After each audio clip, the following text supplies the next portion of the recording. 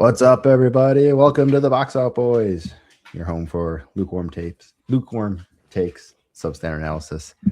I'm Joey the Long Boss Bukowski. Here is your host tonight, and with me, as always, is Chris the Stats Man Gorman. Him with the stats, Chris. Hey.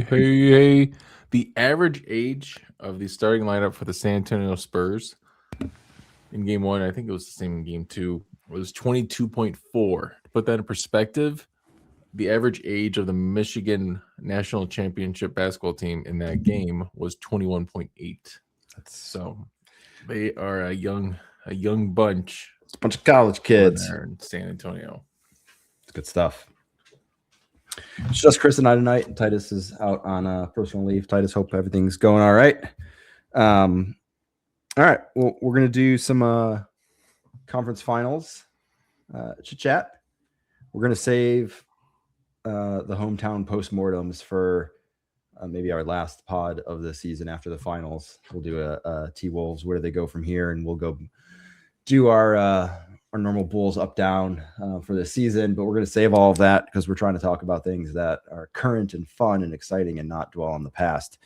But first, we got a little bit of news we're going to go through here. Chris, I got a question for you. Think about this one. So Shea wins MVP back-to-back, obviously.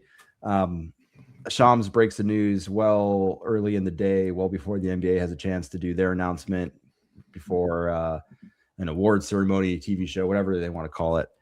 Do you think this is good? I was thinking about it. Do you think him breaking it in the middle of the day is a good thing, or do you think it'd be better to have like a inside the NBA type pregame show where, you know, there's some suspense build, considering this race was kind of a close race this year? Do I think it's good? I don't think I care how it broke. I think it sucks that it broke that way. So maybe that means it's not good. Just because it would be nice if like it was obviously like an ESPN versus Amazon thing, I feel like, in this case. And I'm wondering if people are trying to look into like who actually spilled it.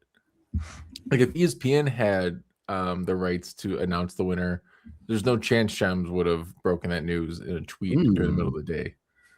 Conspiracy, right? He would have waited until that night. So I'm curious if they're looking into like, all right, who actually broke this? Like, how can we hush this? I don't know if they can. They probably can't, but it's a bummer. But it's not. I'm not going to dwell on it. I'm not going to dwell on it either. I was just thinking, I was like, man, it was a close race. It would have been kind of cool to have it be like a little suspenseful where they could go through the stats one more time and kind of give you the lay of the land, show you the voting at the end, you know, make the announcement, show you the voting kind of thing. But dropping it at like, you know, noon was kind of like, oh, okay, well, the excitement's gone and Shea won, whoop-de-doo kind of thing. All right. We don't need to talk about him winning because I don't really care. And it seems like a foregone conclusion. Other piece of news, Jamal Mosley hired by the Pelicans as their new head coach. Maybe that's not the news as much as the news is the Pelicans saying they think they're at a stage that the Magic were a few seasons ago, and that Mosley is going to be the guy to get them to the same spot as the Magic got. Kind of an interesting post-hire comment, I think, from the Pelicans more than the hire itself. What was the comment? They said that they think they're in a spot where the Magic were a few seasons ago. And they literally mentioned the Magic. Correct. Yeah. And I was like, well, I don't see that because the Magic had Paulo, right? And they kind of had their guy. And then B, it's like saying you're in the same spot as they were, and then he's going to get us to like that level. Like, what's that level? Getting bounced in the first round after having a 3-1 lead. You know, it's kind of a weird spot to hang your hat on as like a positive. I think it would have been fine to say he's a good developer for a young team, and we got a lot of young players, and we're looking forward to development. But it's weird to compare that yourself to the Magic, I think. 26 wins will do something to a team, I guess. I didn't like the hire. I don't understand Jamal Mosley. I thought we saw pretty poor offense with him in Orlando, and a structure that didn't totally work. And Orlando moved on, and he didn't feel like a coach that was going to get a job that quickly. He was rumored for them pretty quickly. I didn't really understand. I guess it's Dumars has a history with Mosley. Maybe that's what led to it more. But one thing I did want to mention with the Pelicans, that Derek Queen trade that everyone bashed them for last year, it turned out to be the 8th pick. Is that bad? Is that bad? I mean, the 8th pick in this draft. No, it's not that bad. It's also I like to think of it as we got the mastermind behind, some of that shenanigans going on. So I'm happy that there's somebody willing to think outside the box like that. I like to make the Bulls connection to it for me. So sure, okay. I don't know, man. If the Pelicans, anytime they win, it's like, oh, that's nice, good for them. But they're not a serious organization. No, it's an interesting hire. It's even more interesting for me to like compare yourselves to the Magic after the season that the Magic had, and if you're basing it on, again, the Magic, Mosley wasn't able to get the most out of them when they were injured, and going to the Pelicans, you have a quote unquote superstar who is perpetually injured. Seems like a weird thing to say. This is why we're doing this. So, but the Bulls head coach job still remains open. We thought maybe after some teams got bounced here, we might hear some news, but we've just seen the front office getting filled out, but no head coaching news as of now. So that's crazy. Yeah. All right, well, let's get into the actual meat and potatoes of this. Let's start with Spurs Thunder. Series tied up 1-1. Spurs win the absolute classic of a game. Game 1, double overtime. Wemby with 41 and 24 rebounds, 3 or 4 blocks. Thunder kind of led by Caruso. I don't think he ended up having the most points in that game, but he was certainly the catalyst for the Thunder being somewhat relevant in that game. Game 2 kind of goes back the other way. Thunder make the adjustments. Spurs look not out of whack, but maybe a little bit flustered after getting the Thunder at full bore. 2 big injuries in this. Dylan Harper goes down for the Spurs, and then Jalen Williams out with a hamstring day-to-day for the Thunder. So 1 for 1 in the injury play. One's probably significantly more important, I think. But Chris, any takeaways from either game? Any thoughts right off the cuff? Stefan Castle, 20 turnovers in 2 games, 11 game 1, 9 game 2. It's tough. But I don't blame the guy. Somebody's got to take the ball up and try to facilitate. Yeah, he had some uneven moments where he didn't know what to do with the ball, some poor timing. He's not used to being the primary like the way he has to be right now, and have to do that against OKC is crazy. The fact that the games are still as close as they are with this level of turnovers from Castle is a testament to the Spurs, or to the Spurs overall. And like that just gives me more confidence that like as the further we get into this series, it feels like the Spurs would be able to kind of put this away. I was kind of surprised in last night's game how in control the Thunder seemed. We'll get into a little bit. I want to save some of that, but like in game 1, Wemby just an all-time. It was one of those kind of games where it's like, okay, this is like the start of a championship run. It was unbelievable. The way that was his only 3-pointer of the game. Yeah, was the one from outer space, and you don't see that. That was crazy. Yeah, the 3-pointer was unreal. I believe Titus said that this kind of stuff shouldn't be possible. Yeah, he just walks into it too. It wasn't like a bailout, late in the shot clock, ball kind of bounced thought about it. He's like, this is going to be my shot. I'm walking into this at 30 feet and I'm just going to lay it on you. The game 1 was a surprise, I think, that it went the Spurs way. I would have thought maybe kind of a flip that the Thunder would have got him in game 1, but maybe the long rest kind of, I don't say it hurt him, but kind of weird. Like game 2 for me almost felt like the Thunder looked at game 1 as kind of like a feel out game. Yeah, it didn't look like it at the time, but maybe they weren't taking it as seriously as they should have, and then they kind of got they figured out what was going to work and what wasn't. Also, De'Aaron Fox is out too. I didn't mention that as part of the injuries, but I feel like the series may be different if he's there. Stefan Castle with the turnovers, he's scoring a lot, so it's kind of burying the turnovers a little bit. But a team like the Thunder, who are great in transition and speedy and also good at playing within how they play. Yeah. I love seeing the bully ball from Castle. It's nice and refreshing compared to Shea's finesse falling down, circus act. Yeah, I thought game 1 that was not as prevalent. Game 2 it kind of came back in full force, the flailing and flopping. Not to mention Hartenstein. I don't know what was going on with him, but it's great strategy. It's a wild strategy to be like, you're going out there and you're just gonna pull. And it wasn't even like, okay, it's like there's a part where it's like, this is physical basketball. That wasn't physical. That was just him pulling on the guy's arm. Yeah. Not letting him get in position, using his hands to push him away from the ball. Like, some of it was physical. He had some good offensive rebounds, Hartenstein, in game 2, but it's tough when you just have a guy that's pulling on your arm half the game. And I think my favorite part was NBC showed showed Hartenstein's like highlight package late in the game, and like 4 of the plays involved him committing a foul, and not a single one of them was called as a foul. Yeah, which I found very interesting. It was like, here's the proof that the fans have been saying, like, hey, they're getting a very favorable whistle, and then the highlight package came out. I was like, hey, look how great he's played tonight. And I was like, well, no, he was holding an arm. He somehow only ended up with four fouls. I know he was out for a while because of foul trouble, but I can't believe it ended like that. Yeah. So I guess looking forward, how does each team? We'll start with the Spurs. How do the Spurs find a way to win this series? Now it's tied back up 1-1. Technically, they have home court advantage still, but how do they find a way to win this? I mean, I guess stop losing guys. As dumb as that sounds, like Dylan Harper, I hope he's okay. He had a weird thing where he might have came back into the game, but then didn't. I don't know if we saw an update on his MRI, if he even took one. I've not seen an update since then.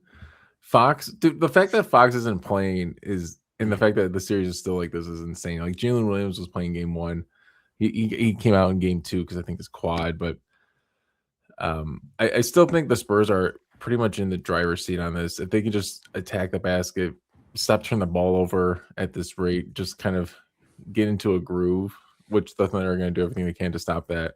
But I think they have the right game plan, because unless Alex Caruso averages over 20 points a game this whole series, yeah, I think the Spurs are gonna, are in pretty prime position. Yeah, I mean, the long-winded article that I sent you guys, and pat myself on the back after saying the Lakers kind of found out or showed everybody how to guard Shea and what to do.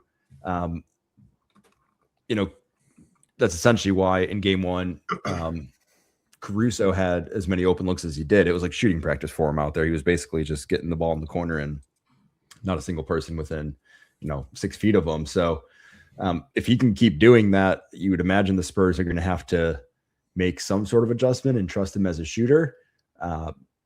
Or they're going to say, hey, we're going to live and die by this. And if he's the one that ends up beating us, then, so be it. But we're not going to let Shea get an easy 30.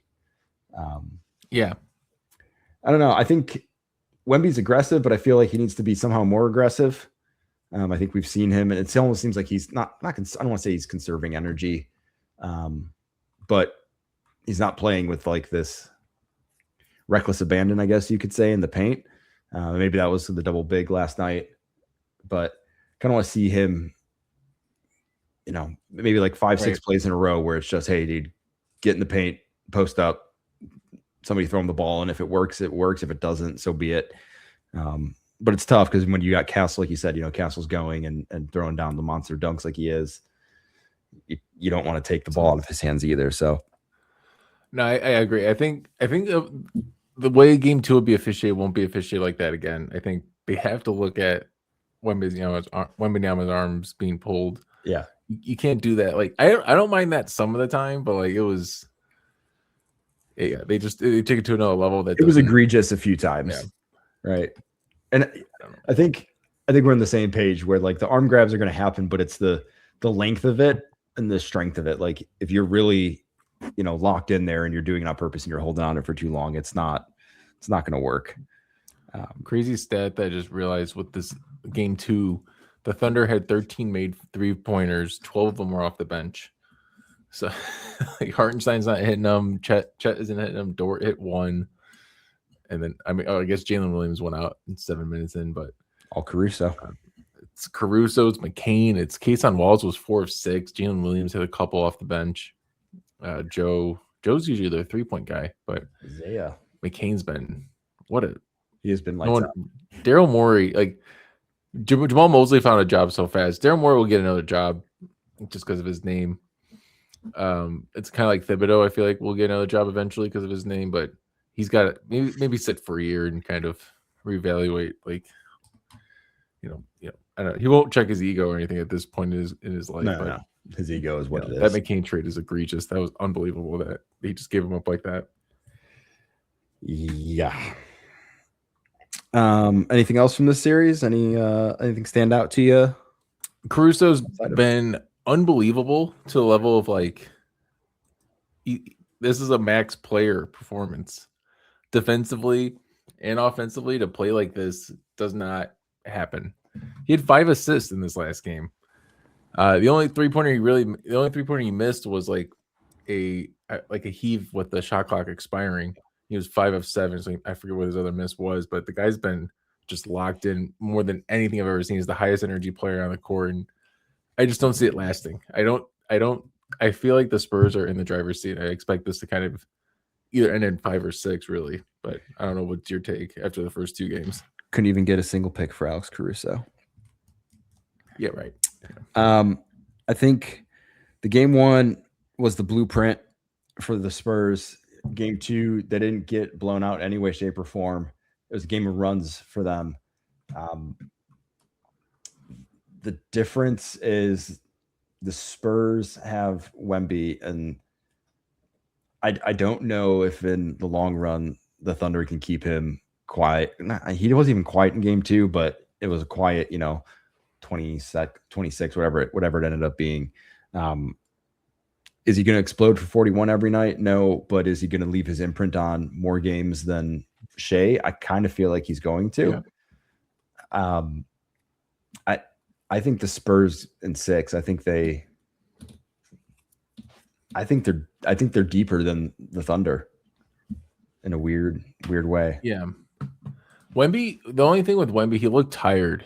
He did look a little tired. Really, he's not. I mean, he's played 37 last night. I think he played 48. Yeah, whatever it was in game 1. This is his first time playing over 40 minutes in a game. Yes. Yeah, I was 48 in game 1 and 37 in game 2.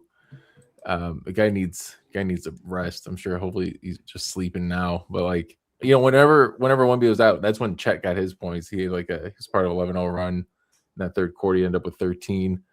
Yeah. Hartenstein had some crazy floaters over Wemby, but it just feels like Chet doesn't. I don't know. Is Chet going to have a game? He doesn't look that playable. Jalen Williams, if he's out, I really think the Thunder actually need him to play if they really want to have a chance. More than I think Fox being back would be nice. That's such a random injury. If they can get Fox back, if Harper's out for a long term here, that's going to be clutch. If both of them are out, might be different, but I'm going to bank on one of them being able to play at some point, and I think the Spurs can find a way to be. Keldon Johnson is just such a high energy player, but he's perfect up on the bench. You can't. I don't know if you want to start him. What's interesting for them is like their play style doesn't change when they bring in players off the bench. Yeah. Like Keldon Johnson is a different version of Castle or Vassell. It's like this. They can keep playing the same game, which is not always even with Cornette. Yeah. Right? Like, I mean, it just not as big, but but the plays don't change, right? Like the defensive assignments are pretty. It doesn't look that different from a assignment standpoint. They're still doing that 1-2-2. Yep. If Shea's in, I like that zone, but let's go Spurs. I'm tired of these Thunder. I don't like it. Spurs. I agree. 2 weeks ago or last week, I wasn't all in on the Wemby train after his atonement, but I think when it comes to the Spur or the Thunder, I'd rather see. And you picked the Spurs in our little playoff pool. That was pretty sure if they win. You win. You'll win. I do have the highest potential. Yes. Okay.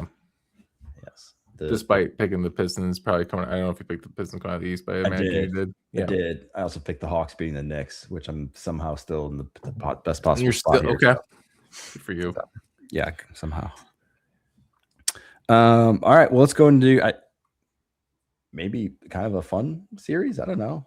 Game East? 1, the East, Cavs, Knicks. 2 teams again. We're probably not super excited about, but I think I decided I like the Knicks more because I think I like the players more. Like, there's not a lot of unlikable players. I think the reason I like the Knicks is because of the fans and like the general just feeling around them. But players are generally likable, so I'm maybe adopting the Knicks as my like. Maybe focus on the players more than the fan base. Yeah. I'm trying to be like, okay, it's not the team, it's the individual players. Like Brunson's a fun player. He's pretty decent. But big story here: Cavs 22-point lead in the fourth quarter. Absolutely choke it away in somehow miraculous fashion. I've got a couple stats I'm going to read to you and one story to tell. So let's see. Final 7 minutes and 45 seconds of regulation overtime. The Knicks went on a 44-11 run. The Knicks shot 15 of 20 in that time frame. The Cavs went 4 of 18. Brunson had 17 points on 8 of 10 shooting. Donovan Mitchell and James Harden combined had 3 points on 1 of 10 shooting. Over the same period, the Knicks had 173.2 offensive rating, and the Cavs had a 50.6 offensive rating. And this is over a 8-minute span. Let's call it 7 minutes 45 seconds. Okay. Second stat, and this goes under the Harden piece. The Knicks got Harden to switch into 9 isolations in the fourth quarter and overtime, getting an obscene 1.9 points per direct action. 1.9. 1.9 points. So it's basically action. Like you got a bucket per every time. Yes. Every time, yeah. Correct. I saw a story today that this past season, U of I had a play they were calling Beard. And it was essentially when they thought they could get a switch against the team's worst defender. They would call Beard and they would set a screen, and the guard would try to get on the team's worst defender, usually the big, but kind of the same play, drive him down to the paint, take him off the dribble and get an easy layup. And I hadn't heard this. I saw it today, and there was a bunch of clips of them shouting Beard, running almost the exact same action that the Knicks were running against Harden with him as the main defender. And it was like pouring salt in an open wound. To Harden's defense, I think, no pun intended, I think he was looking for help, looking for a change of direction. Kenny Atkinson does not call a timeout at any point in this run. Ends regulation with 2 timeouts after this collapse. He likes to hold his timeouts. He likes his timeouts, he said. Yeah. Makes no sense. I guess for you, do the Cavs have a path back after that historic choke job, or are the Knicks fully in control now going forward? So my overreaction to this is no. I think it's over. I watching this game, it's like, oh, the Cavs look pretty good. They have a chance in this series. To end a game like that was awful. Donovan Mitchell after the game was saying how it's one game, it's only 1-0. We could have lost by 40, or we could have had this. Doesn't matter. It matters.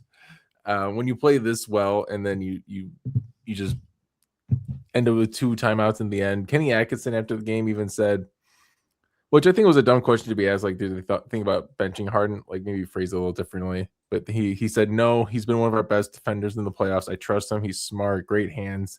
I didn't think about taking him out. And I rewatched the game. I did an all possessions thing. It was Harden every time. It was, and it's like, I think Draymond was even defending him. Like, where are the other players to help? And it's like, well, if the players came off, wide open corner 3 for Bridges, and and just it didn't.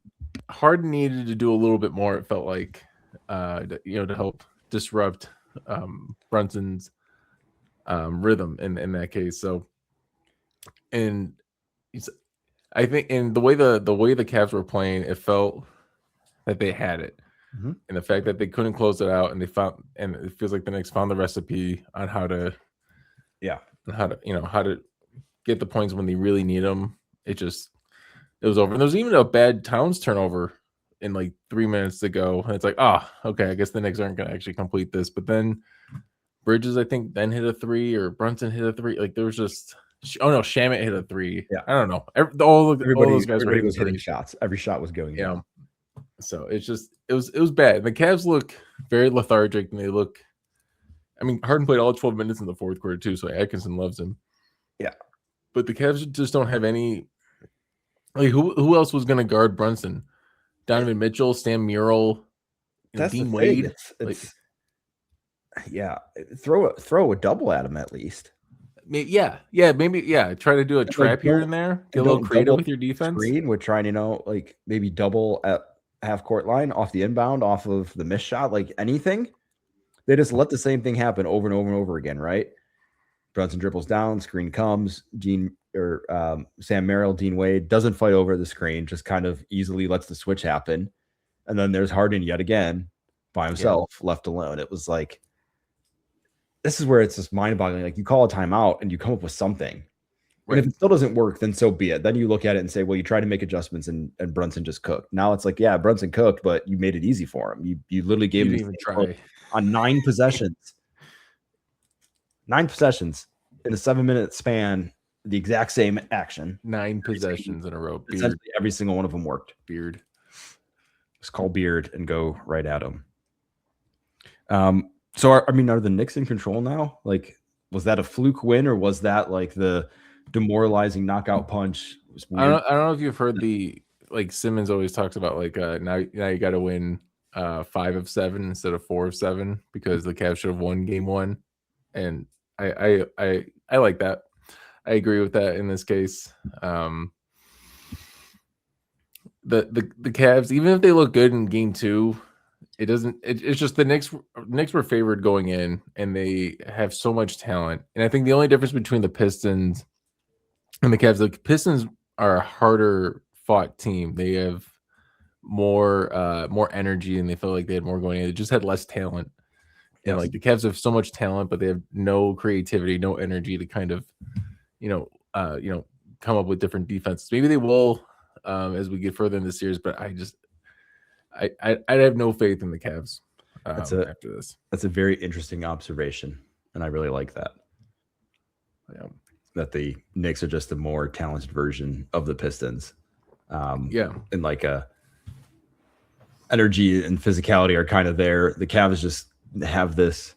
Yeah, that's weird. The Cavs do have kind of like a laissez-faire approach to it. Like, they got up big in that game. It didn't look like they didn't have to put a lot of effort into it, and then they just kind of thought they had it, and they let it slip. I mean, that overtime, they scored 1 basket in all of overtime?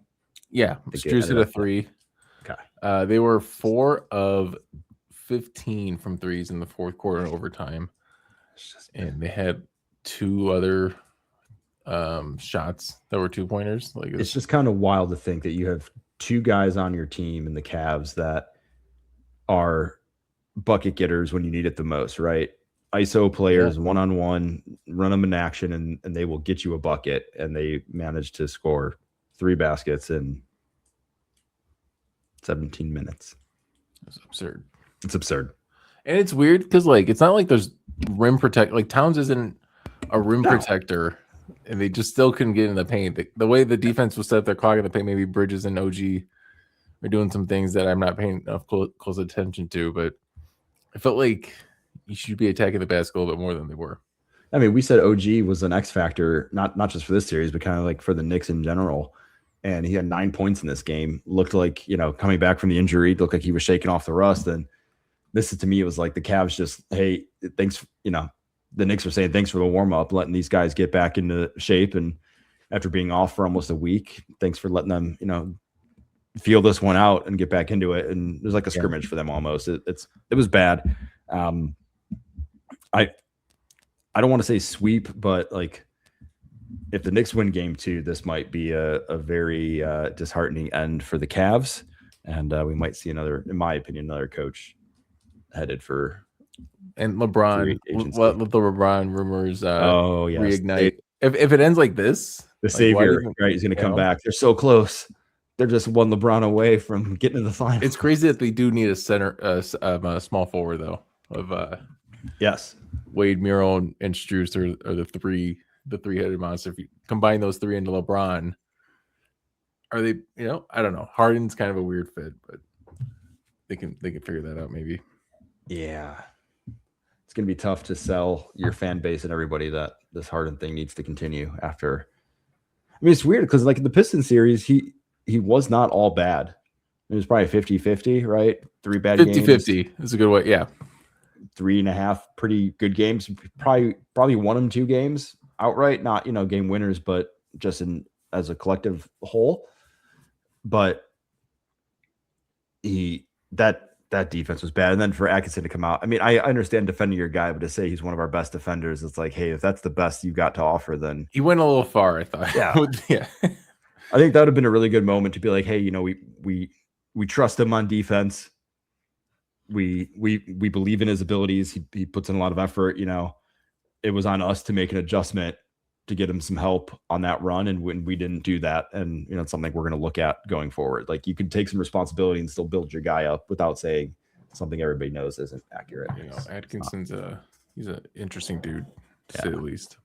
I would love to see like a metamorphosis of his face throughout that fourth quarter, because like he was riding pretty high in the third, a lot of smiles, a lot of cheering, and I would just love to see like timestamps with his facial expressions as the game went on, and just how depressed he must have continued to look. So just the composure. Yeah, I need these timeouts for myself. Does he get a bonus if he? I don't understand. Obviously, he obviously does. So what's the prediction then? Knicks in 5? 5, for you? I guess. Knicks in 5? Knicks in 5 feels. Knicks in 3. I would love to say Knicks in 4 just to be fun, but I feel like Knicks in 5 is. I gotta respect the talent on the Cavs. Is really high for sure. There's enough there for them to win a game. No doubt about it. And Shooter was 1 for 9 in game 1. Shooter's a perfect off the bench guy that can win you a game, getting you like 15 or 20 points. So. Yep, game, not multiple games. I don't like this Cavs team. Knicks Spurs sounds great to me. That'd be a fun fight. I really think the Knicks have a legitimate shot to win that. I don't want to go too deep into that, but I mean that's the series I'd be most interested in seeing. Yeah, be too. I definitely don't want the Cavs in the fight. Like I don't know, man. That's like an NBA. That's like an NBA dream matchup. You got the alien, your newly minted, basically face of the league, versus your second biggest market, Knicks. Definitely your biggest market. Are they the biggest market? The Lakers? Well, Madison Square Garden is probably the most expensive. It's the place, than Staples. And or is it still Staples? Crypto Arena, whatever. Oh, right. Yeah, I don't know. One of those. And places. But Wemby in Madison Square Garden for the finals, it's just there's already a thing like game 1 for that game for Madison Square Garden is like up for $100,000. So it's like if you want, but that's just more like a speculative, like, hey, if you pay somebody that, they'll find you that ticket for $100,000. I don't know if you're the Knicks, assuming that they win this, if you have a preference at this point, but I don't. You rather face Wemby or face the Thunder? I don't really know what their preference would be. I guess the Thunder probably a little bit younger, not tested. Well, who won the cup? Who won the Spurs won the cup, or no? The Knicks won the cup. The Knicks won the cup. So naturally, the Knicks played the Spurs. So the Knicks should get to the finals and lose because that's the way this has gone. Right. Yeah. So we'll see. All right. Anything else from these two series, or no? It's been a little. They've been. I mean, the Western Finals is fantastic. It's hard for me to kind of get into it too much, considering the Wolves lost, but also the Thunder are an insufferable team. There was a thing I saw that's like, it's like they got the vibe of a corrupt police unit, where like they're just like pushing cameras away when they're losing, and they're like just going over every call. They're kind of a dumb. I hate this team. I can't. I wanted to be more objective. I like to be the guy that sometimes would be like, oh no, they're actually not that bad, and it's like no, they fall. They had like I think it was who flopped on Harrison Barnes at the top of the key. Oh, I don't remember. It went flying as if they got. It went flying when Barnes went like that, and the dude's arm was even out. Yeah, and then Brothers calls it because of course Tony Brothers is going to call that. Yeah. It's just like this sucks, man. No team does it to this degree. It's bad. I don't know about you, but when I watch series, especially like games in general, but when I'm watching like a playoff series, I'd like to pick a team and have like a rooting interest. It makes me like more interested in the game. Like, makes me feel like I'm a fan of that group. In the West, I'm trying not to do that in any way, shape, or form because I'm just trying to like enjoy it for being a good series. Yeah. Because I don't think you're right. Like I'm not a big fan of Wemby, as I said last week. Right. That likely will change, but as of now, I'm still kind of like whatever. But the Thunder for sure not interested. I don't want to see them repeat, and I don't want to. I like the trend of having a different team win year to year. Makes it more fun. Yeah. This Thunder, like Presti, is getting too much praise right now. We need to calm these waters a little bit. Yeah, that's right. Like it's need to make him do something drastic, have a panic moment, and do something. So that'd be kind of man. Yeah. Cool. Anything else? It's just me and you, so we're good. Short. I think we're No, we only got 2 series to talk about now. Any other offseason? I don't want to talk about Giannis trade destinations or something about the Heat's trade package. I don't. The Wolves honestly don't give a shit anymore. I don't want to hear about it. I want it to just happen to be done with. I don't care if he plays another game in the NBA. I'm over it. Giannis, I'm so over it. It's been almost 12 months of the same shit. I'm just like, just figure it out, guys. I think the only other thing is there was a really dumb, I don't know if it was an article or just somebody said something about how Anthony Edwards, there's speculation or there's fear within the Timberwolves that Anthony Edwards would request a trade if the Wolves don't continue winning. It's like, yeah, of course. Like if you're a star on a team that's not winning, you're going to want to get out of there. The Wolves are winning at a better rate than 95% of teams in the league. So if they didn't have that fear, it'd be more concerning. Yeah. If they thought like Milwaukee, Milwaukee always had that fear. They made just some crazy moves though. But that would be whatever. But I'm interested to see what the Wolves will do. I don't want to speculate too much yet, but they're definitely going to do something. Tim Connelly had some promising quotes that he's like, the West is constantly improving, or the NBA is constantly improving. Teams are constantly getting better. We're going to be aggressive. If we're going to lose loudly. And I'm like, okay, and that's how the Gobert trade was. Like, if that did look bad, he would have looked really bad, but it turned out pretty good. So it turned out to be just fine for him. Yep. Cool. Well, that's it for us this week. And enter Titus's spiel. Follow us on our social medias. Like, comment, slide in those DMs. So for Titus, Chris, and myself, until next time, box out.